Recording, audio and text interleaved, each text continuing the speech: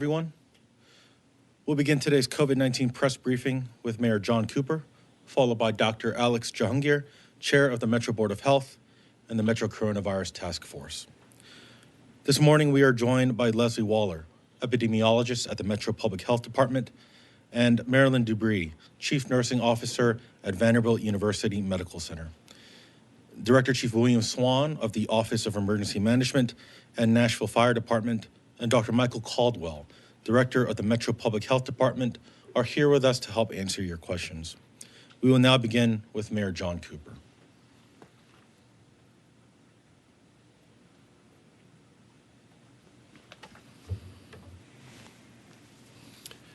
Good morning, Nashville. I want to thank everyone who's helped us successfully start phase one of our roadmap for reopening Nashville.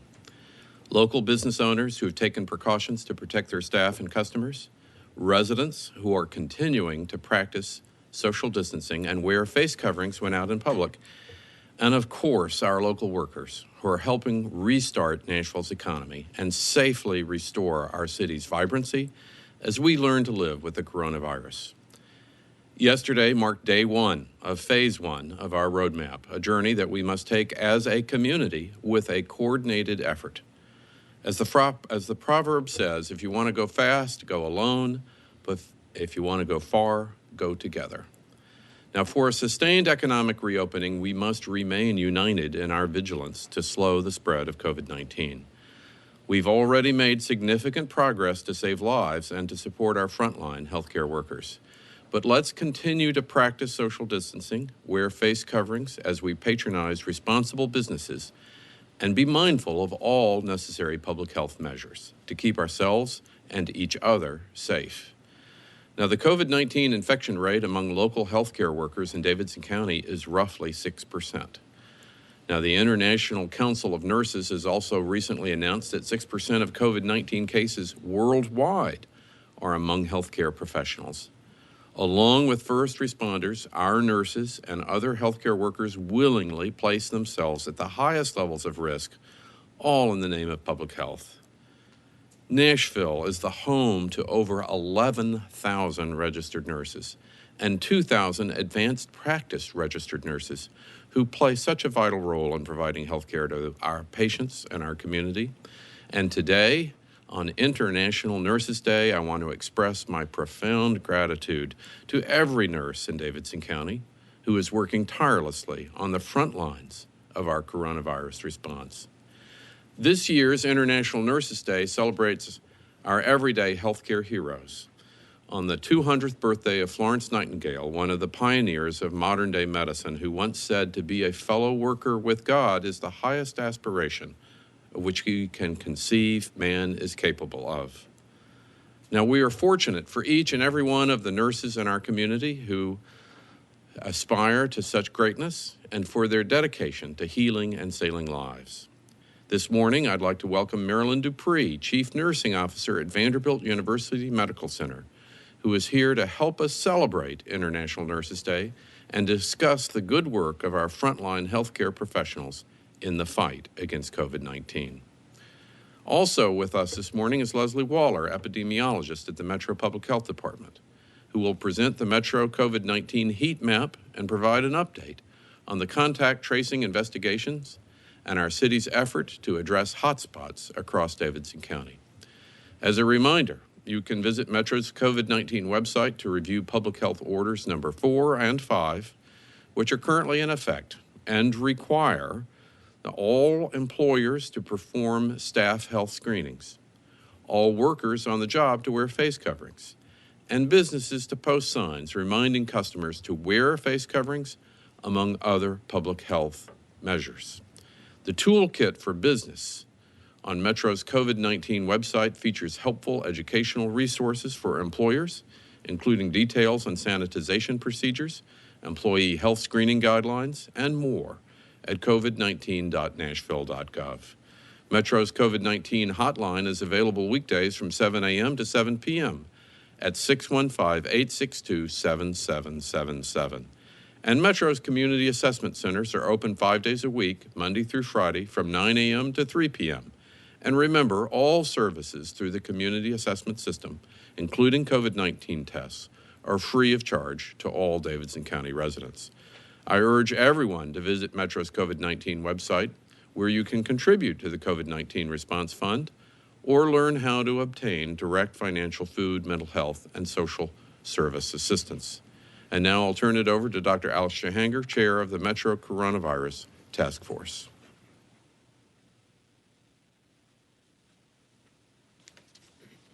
Thank you, Mayor Cooper, and good morning, Nashville. Here's the latest on coronavirus in Davidson County. We had 2 deaths as a result of the virus yesterday, a 54-year-old man and an 84-year-old female. Both had underlying health conditions. My sincere sympathy goes out to their families and friends. This now is the 37th death from this virus in our community. We have confirmed 3,785 cases. That's an increase of 86 cases in the last 24 hours. 1,464 of those cases are active, and 2,284 residents have recovered and are now cleared from the disease. As the mayor noted, phase 1 of our reopening plan started yesterday. For the past 7 weeks, Nashville was in safer at home. I realize that's a long time, and we are all ready to get reopened soon. But remember, phase 1 is just the start. Since mid-March, the Coronavirus Task Force and our partners have worked up to get ready for phase 1. We expanded the city's testing capabilities. Close to 39,000 Nashvillians have now been tested for this virus, and more than a quarter of those have been tested in our community assessment centers. As Dr. Hildreth reminds us that COVID-19 is an invisible enemy, and the best way to see an invisible enemy is to test for it. Now, we've also expanded our contact tracers. When the pandemic started, our city only had 4 investigators. Today, Metro Public Health has a team of 75 conducting this important work. And by the end of the next week or so, we'll have 50 additional individuals hired to continue this work, raising our number to nearly 125 people. Now, this is vital to identify clusters that may develop so we can contain them from spreading further into our community. We've also worked with our healthcare partners to protect hospital capacity. We're in daily communication with hospitals in our city and monitor capabilities daily. We're very fortunate to live in a city that has world-class healthcare systems. And today we have the capacity available to see a spike if needed. Our website has also been able to provide information that can direct you to resources. The information is available in 5 languages and is able to extend the reach to all Nashvillians. Go to covid19.nashville.gov for any of this information. As the mayor said, we also have our community assessment hotlines, which have to date fielded 10,000 calls. It's staffed 7 days a week from 7 a.m. to 7 p.m., and you can call and have a medical professional ask your questions and help you determine if you need to be assessed further. With our media partners, we've launched an ad campaign to inform Nashvillians through TV and radio and billboards. All of this has been done with the purpose of getting our city ready for the phase we are in currently. And every step of the way, you've been able to help us get there. You stayed at home, you wore face coverings, you've looked after your friends and neighbors, and you've done a great job in helping us flatten the curve. And that has allowed us to enter phase 1. And so we need you to keep focused and keep doing what you're doing to allow us to proceed to the other phases. Please do everything you can to be in here together, and I appreciate all of you done, so let's keep it up. So now I would also like to introduce Ms. Leslie Waller from the Metro Department of Health. Thank you.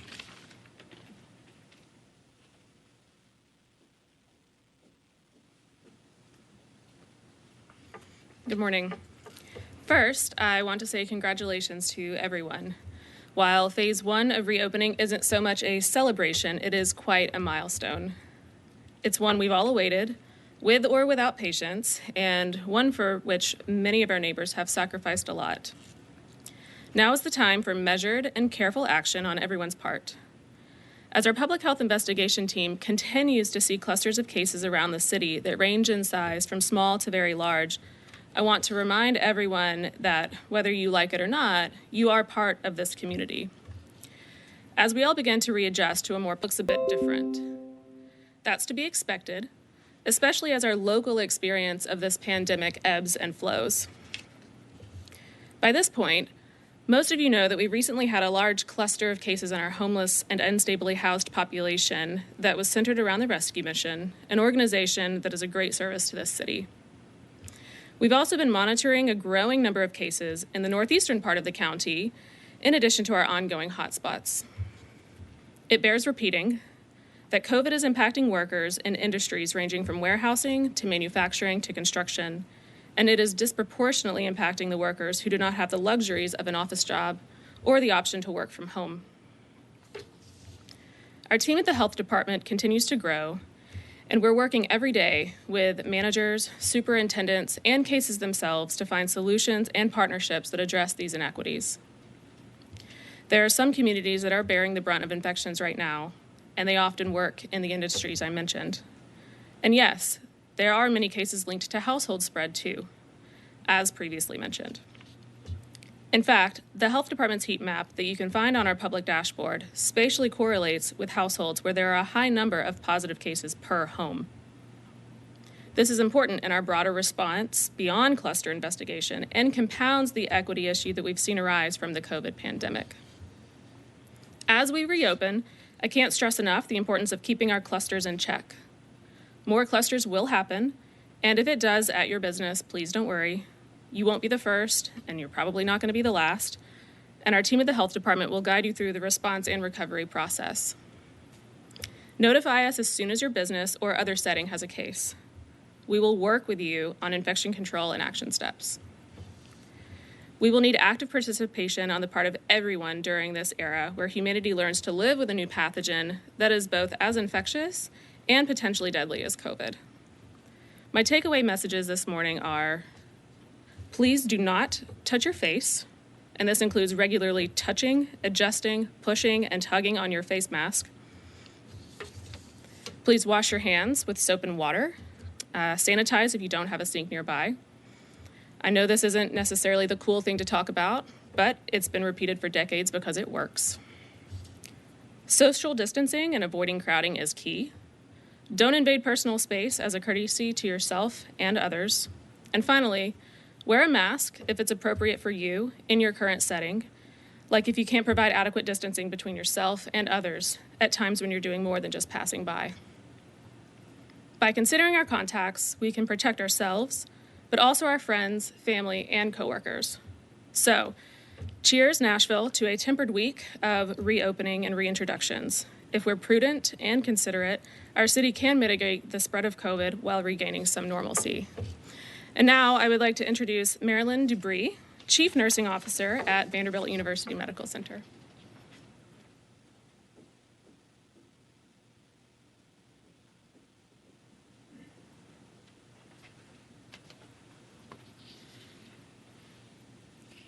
Good morning. Thank you, Leslie.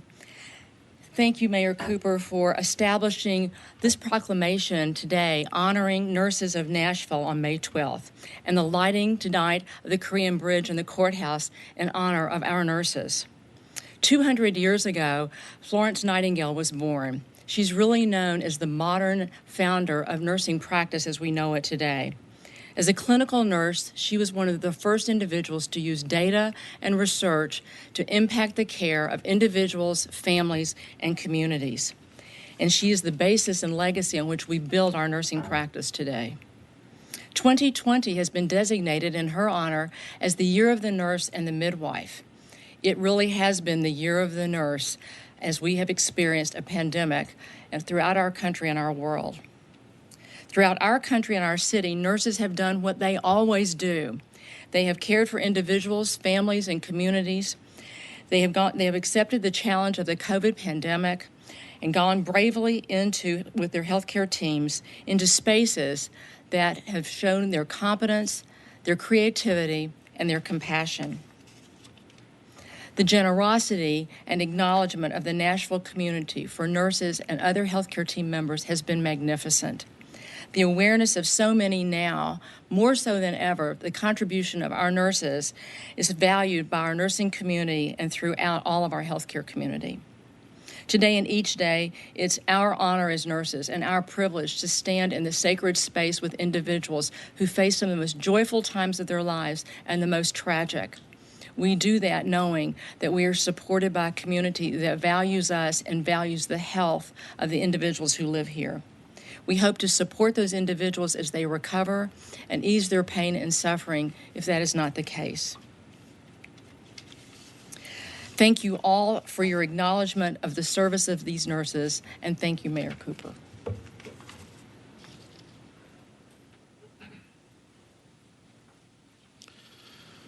Thank you, Ms. Dubree. We will now start the Q&A segment of today's briefing. As I announce your name, you may proceed by asking your question over the air. We'll start with Jeremy Finley at WSMV. Jeremy?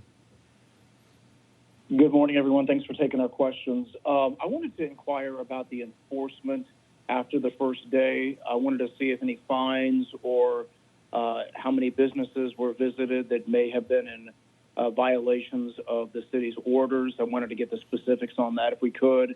And the second question is for the mayor. I wanted to get his take on the school board's proposal now to close the schools. It's been in the works for a little bit, but they announced they're going to discuss that. I don't know, it's been a long-standing plan, but I wanted to get his take on the closure of those schools and if he has concerns about those schools having to close. Thank you.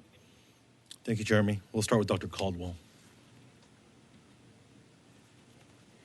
Good morning. After our first day, we're in an educational phase and an assessment phase. We are trying to direct everybody to the Nashville hub or the COVID-19.nashville.gov website so that they can understand what the first phase is, what the orders are, as well as take advantage of all of the resources there for particular establishments. We are cataloging the complaints we're getting, and we're starting with a simple phone call to these locations to speak with the managers to assure that they are fully informed of what's expected of them. Over the next week, we will be ramping up our flow of enforcement to assure that those people that we get persistent complaints from and that we go out to and are not following the rules, we will ramp up enforcement. So this week is just one for us to make sure that we remind each other to wear the masks, make sure that we feel safe going out, and to do an assessment. Thank you.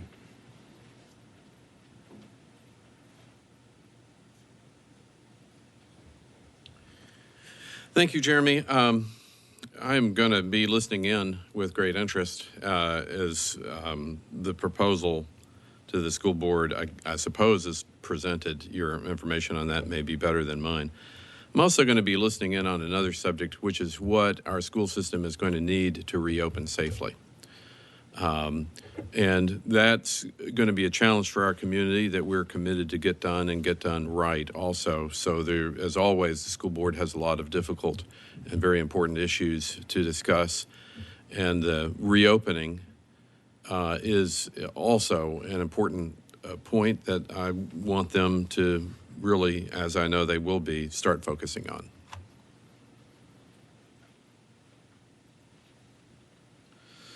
Julia Palazzo, WKRN. Julia? Good morning. Thank you.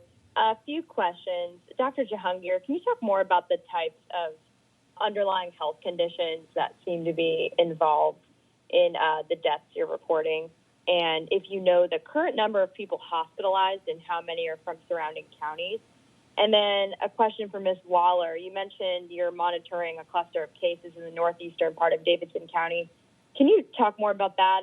Is this related to a workplace? Are there multiple clusters? Thank you so much. Thank you. Dr. Jahangir? Thank you. The comorbidities range across the board. So everything from hypertension, high blood pressure, obesity, kidney issues, pulmonary issues. There literally is not one specific, there's not an increased incidence of one comorbidity that makes you have a higher risk. It really is just poor overall health in any of those comorbidities. Regarding hospitalizations, the exact number, it slipped me, but it's in the 80s to 90 range for all Davidson County hospitals.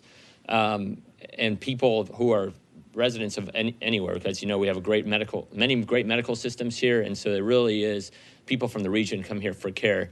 The hospital capacity, though, as I've always said, is the critical point. And this morning, our hospital capacity in Middle Tennessee is 32% of hospital beds are open, and 28% of ICU beds are open. So hospital capacity is the metric that I am extremely careful of as we talk about capacity. Thank you, and I believe Ms. Waller. Thank you.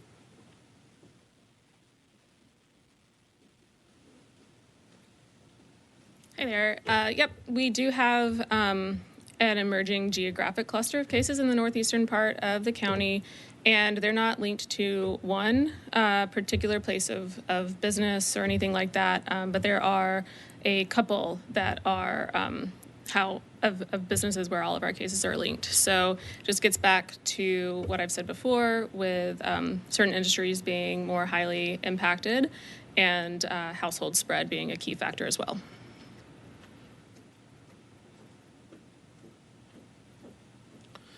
Chris Davis at News Channel 5. Chris, you're in the air. Good morning, everyone. Just to follow up on that last question about the Northeast cluster, is it possible to share which specific businesses are impacted, just so that if there are employees there, they are aware of the situation? I also wanted to know about an update on the homeless population cluster. Have you been able to slow the spread in those communities, and how is contact tracing going so far? Chris, you broke up at the beginning there. You're asking about businesses in the Northeast cluster? Correct. Okay, thank you. Ms. Waller? We work directly with the cases and the businesses that employ them to notify all necessary close contacts. So if we reach out to you, be ready for our call, and please cooperate. But yeah, we're not releasing specific names at this time, but do know that if you have been impacted, we will certainly reach out to you. In terms of the homeless cluster, we are still actively engaged with all of our partners there at the rescue mission, and with that community in particular. We're still doing monitoring of close contacts, and we are investigating all cases that come from that cluster.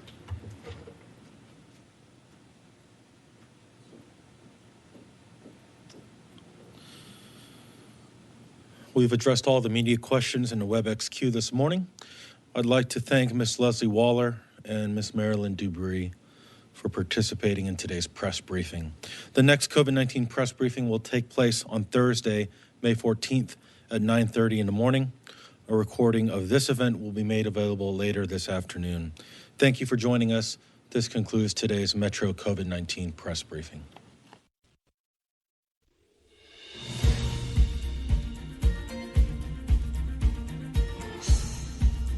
This has been a service of the Metro Nashville Network. If you would like to see this presentation again, or for more information about this and other programs, visit nashville.gov.